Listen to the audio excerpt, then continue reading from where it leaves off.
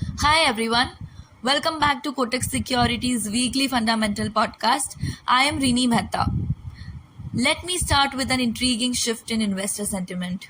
Did you know November saw FIIs pulling out nearly 46,000 crore rupees from Indian stock market, yet the markets rallied?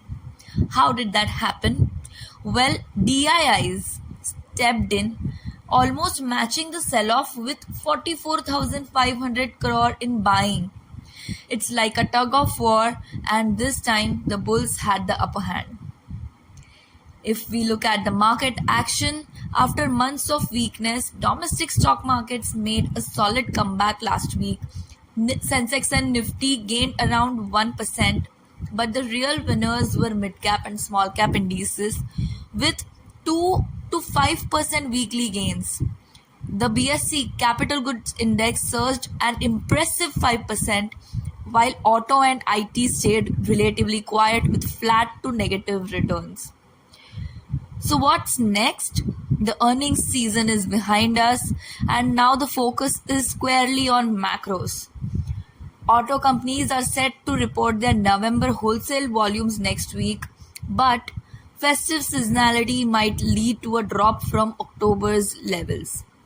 Meanwhile, the RBI's upcoming Monetary Policy Committee meeting will be closely watched, especially with inflation putting any hopes of a rate cut on hold until next year.